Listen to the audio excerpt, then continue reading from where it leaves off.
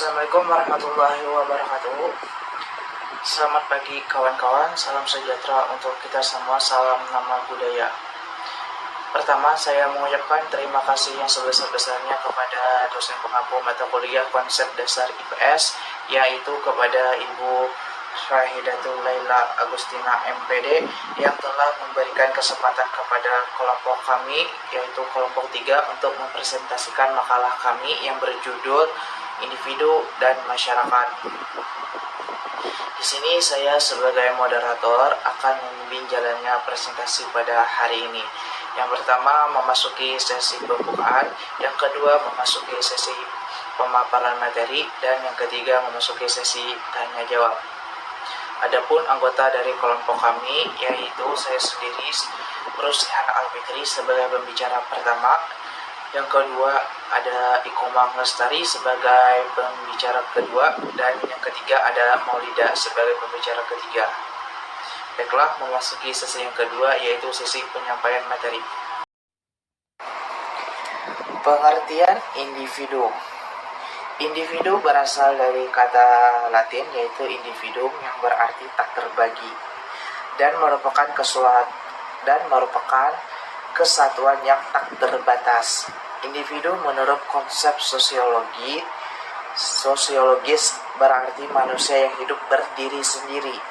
Individu sebagai makhluk ciptaan Tuhan, di dalam dirinya selalu dilengkapi oleh kelengkapan hidup yang meliputi 1.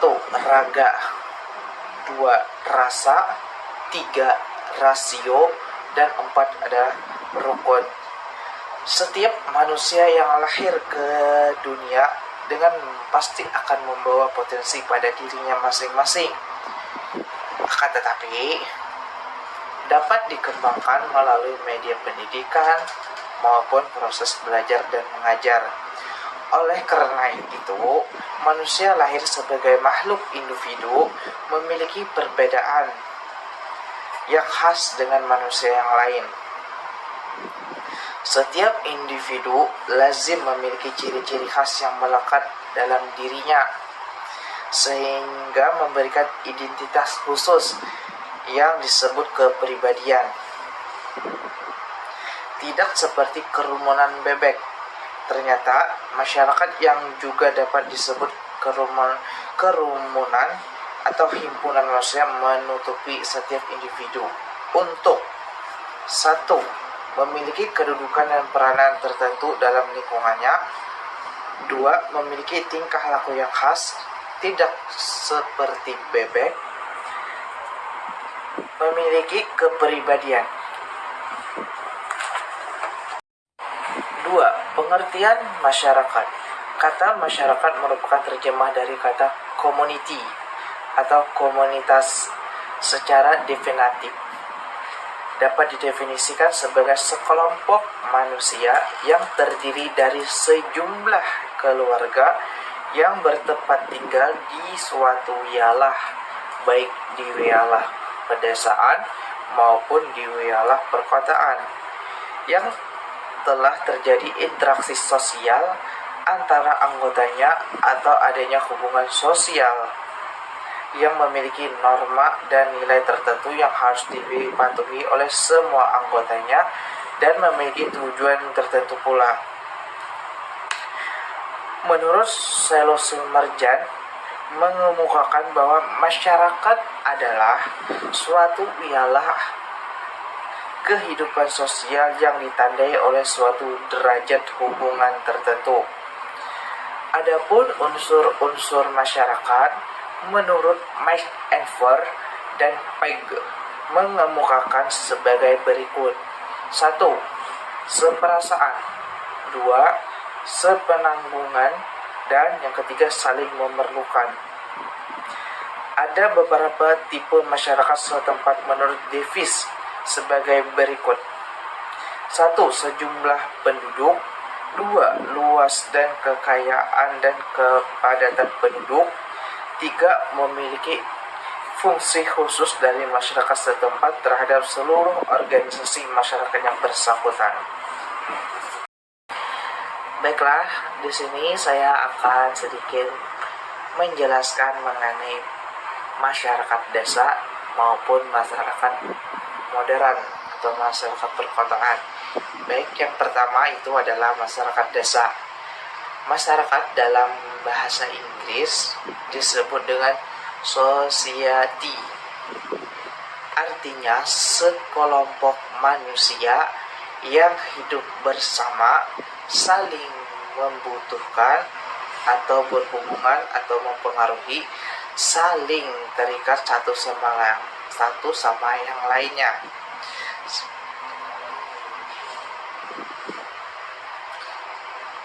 Sehingga melahirkan kebudayaan yang sama. Secara awam, masyarakat desa bisa disebut dengan masyarakat tradisional atau disebut dengan masyarakat primitif. Primitif dalam artian sederhana. Anderson dan Parker menyebutkan bahwa masyarakat desa sebagai berikut. Yang pertama, adanya sejumlah orang. Yang kedua, tinggal dalam suatu daerah tertentu. Yang ketiga, mengadakan hubungan satu sama yang lain. Yang keempat, saling terikat satu sama lain karena mempunyai kepentingan bersama. Yang kelima, merupakan suatu kesatuan sehingga mereka mempunyai perasaan solidaritas. Yang keenam, adanya saling ketergantungan. Yang ketujuh, masyarakat merupakan suatu sistem yang diatur oleh norma-norma atau aturan yang tertentu yang berlaku di desa daerah setempat mereka tinggal. Yang kedelapan adalah masyarakat kebudayaan. Adapun ciri-ciri masyarakat desa antara lain: 1. Anggota komunitas kecil. 2. Hubungan antar individu bersifat kekeluargaan. Yang ketiga, saling ke sistem kepemimpinan informal. Ketergantungan terhadap alam tinggi. Religius, magis. Artinya sangat baik menjaga lingkungan dan menjaga jarak dengan penciptanya. Cara yang ditempuh antara lain melaksanakan ritual pada masa-masa dianggap penting, misalnya seperti kelahiran, kematian, dan syukuran pada masa panen untuk membersihkan desa. Yang keenam adalah rasa solidaritas atau gotong royong tinggi, kontrol sosial antar warga kuat, hubungan antara pemimpin dan warga yang bersifat informal. 9. Pembagian kerja tidak tegas karena belum terjadi spesialisasi pekerjaan. 10. Patuh terhadap nilai-nilai dan norma yang berlaku di desanya atau tradisi, atau bisa disebut dengan tradisi. Tingkat mobilitas sosialnya yang rendah. Dan penghidupan utama adalah petani. Kebanyakan masyarakat desa itu penghidupannya adalah bersumber dari mata pencarian sebagai petani. Yang kedua adalah masyarakat kota. Masyarakat perkotaan sebetulnya tidak dapat dipisahkan dengan masyarakat pedesaan karena antara desa maupun kota saling berhubungan satu sama yang lainnya. Konsentrasi penduduk dan gejala-gejala sosial dinamakan urbanisasi. Urbanisasi adalah perpindahan penduduk dari desa ke kota. Masyarakat perkotaan merupakan masyarakat urban dari berbagai asal atau desa yang bersifat heterogen atau berpindah-pindah dan majemuk karena terdiri dari berbagai jenis pekerjaan ataupun keahlian dan datang dari berbagai ras, etnis, dan agama. Ciri-ciri masyarakat perkotaan atau yang disebut dengan masyarakat urban di antaranya: 1. Kehidupan keagamaan berkurang karena cara berpikir yang bersifat rasional dan cenderung sekuler. 2. Sikap mandiri yang kuat dan tidak terlalu tergantung pada orang lain sehingga cenderung individualitis. Pembagian kerja sangat jelas dan tegas berdasarkan tingkat kemampuan atau keahlian. Hubungan antara individu bersifat formal dan interaksi antar warga berdasarkan kepentingan. Sangat menghargai waktu sehingga perlu adanya perencanaan yang matang. Masyarakat cenderung terbuka terhadap perubahan di daerah tertentu atau sulam. Tingkat pertumbuhan penduduk relatif tinggi. Kontrol sosial antar warga relatif rendah. Kehidupan bersifat non-agraris dan menuju kepada spesialisasi keterampilan. Mobilitas sosialnya sangat tinggi karena penduduknya bersifat dinamis, memanfaatkan waktu dan kesempatan kreatif maupun inovatif. Baik, di sini saya akan melanjutkan pemaparan materi dari teman saya, yaitu struktur pranata dan proses sosial budaya. Struktur sosial, pengertian dari struktur sosial menurut para ahli yaitu: yang pertama, menurut Koehn-Tanjar-Ningrat, struktur sosial adalah susunan masyarakat terlihat dari berbagai sisi seperti kedudukan, perannya, tipe masyarakat tersebut, sehingga kita dapat menggambarkan kaitan dari berbagai unsur masyarakat. Yang kedua yaitu menurut Selo Soemarjan dan Soelaiman Soemardi, yaitu struktur sosial adalah keseluruhan jalinan antara unsur-unsur sosial yang pokok yaitu kaidah-kaidah sosial, lembaga-lembaga sosial, kelompok-kelompok sosial, serta lapisan-lapisan sosial. Yang kedua yaitu menurut Selo Soemarjan dan Soelaiman Soemardi, struktur sosial adalah keseluruhan jalinan antara unsur-unsur sosial yang pokok yaitu kaidah-kaidah sosial, norma-norma sosial, lembaga-lembaga sosial, kelompok-kelompok sosial, serta lapisan-lapisan sosial.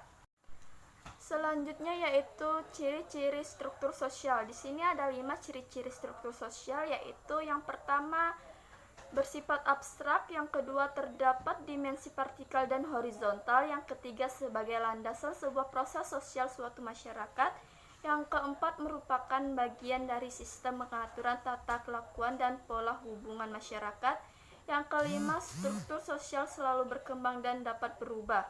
Nah, yang pertama yaitu bersifat abstrak, yang dimana berarti tidak dapat dilihat dan tidak dapat diraba.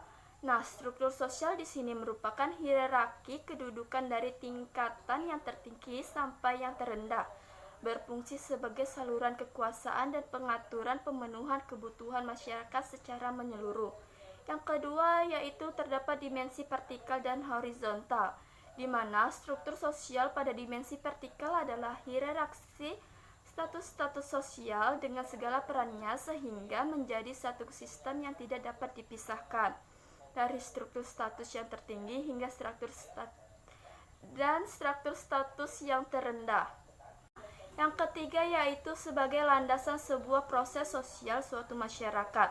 Artinya proses sosial yang terjadi dalam suatu struktur sosial termasuk cepat lambatnya proses itu sendiri sangat dipengaruhi oleh bagaimana bentuk struktur sosial.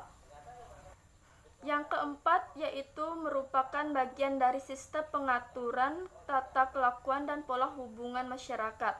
Artinya, struktur sosial yang dimiliki suatu masyarakat berfungsi untuk mengatur berbagai bentuk hubungan antara individu di dalam masyarakat tersebut. Yang kelima yaitu struktur sosial selalu berkembang dan dapat berubah.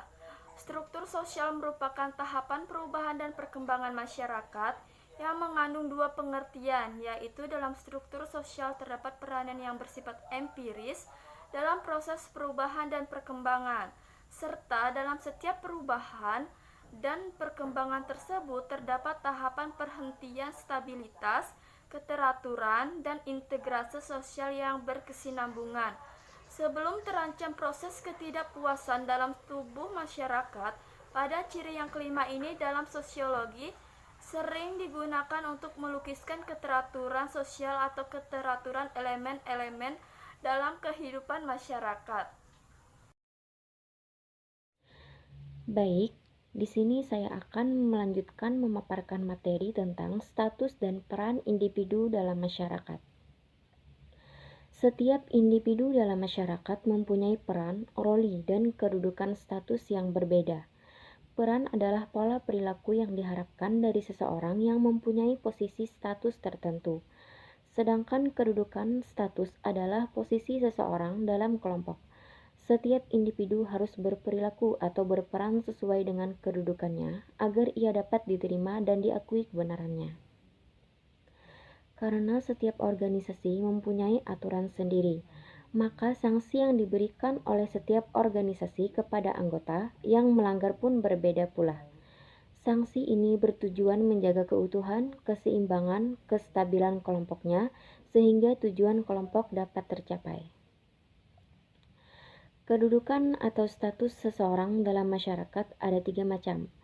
Yang pertama yaitu ascribed status, yang kedua assigned status, dan yang terakhir ketiga yaitu assigned status. Yang pertama, ascribed status, yaitu kedudukan yang diperoleh tanpa melalui perjuangan atau usaha sendiri. Biasanya diperoleh melalui kelahiran. Misalnya, seperti anak yang bergelar Raden, otomatis anaknya juga bergelar Raden. Status ini sering pula disebut status yang tertutup, karena setiap orang tidak bisa menjadi anggota secara bebas. Perkawinan biasanya adalah cara untuk masuk ke dalam status ini. Yang kedua yaitu dalam status ini di mana kedudukan yang diperoleh melalui usaha atau perjuangan sendiri. Seseorang menjadi direktur sebuah perusahaan karena memang ia rajin dan ulet. Status seseorang menjadi guru karena ia berhasil masuk dan belajar dengan baik di IKIP. Status ini bersifat terbuka, artinya setiap orang dapat mencapainya atau meraihnya karena kemampuan masing-masing individu dalam berprestasi. Dan yang terakhir ketiga yaitu assigned status. Dalam status ini pula di mana status yang diberikan kepada seseorang karena telah berjasa melakukan sesuatu untuk organisasinya, masyarakat, atau kepada negara. Misalnya, seorang pegawai honorer diangkat menjadi pegawai negeri. Seseorang diangkat sebagai penasihat karena kemampuan dan keahliannya. Seseorang dinaikkan pangkat atau jabatan karena prestasi dan masa kerja. Pertentangan antara individu dengan statusnya dapat mengakibatkan kesalahan dalam mengambil suatu keputusan. Misalnya, seorang anggota polisi harus menangkap anaknya sendiri karena diduga terlibat dalam jaringan narkoba. Jika dia menjalankan tugas dan kewajiban sebagai polisi, maka ia harus menangkap anaknya. Tetapi, jika ia berusaha melepaskan dan memengaruhi petugas lainnya, maka tidak menjalankan perannya sebagai polisi.